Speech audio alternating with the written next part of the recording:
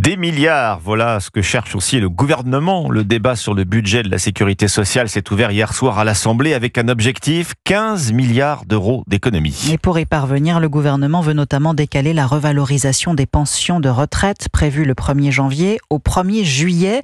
Les retraités les plus modestes, celles et ceux qui bénéficient du minimum vieillesse et de l'allocation de veuvage ne seront cependant pas concernés, a assuré hier la ministre du Travail Astrid Panosyan-Bouvet.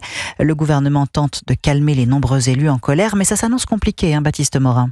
Oui, impossible d'organiser en seulement 2 mois une revalorisation différenciée en fonction du niveau de retraite. En revanche, l'exécutif se résout à l'idée d'une compensation. Les retraités les plus modestes devraient percevoir à l'été 2025 une prime pour rattraper le manque à gagner des 6 premiers mois.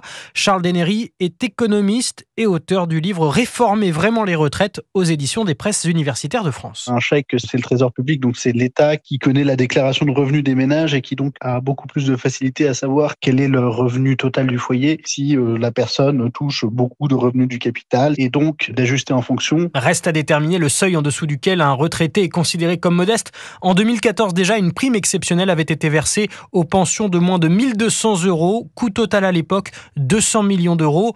Pour le gouvernement Barnier, une somme similaire serait un moyen de sauver l'essentiel des 3 à 4 milliards d'euros d'économies programmées. Baptiste Morin, chef du service économie d'Europe 1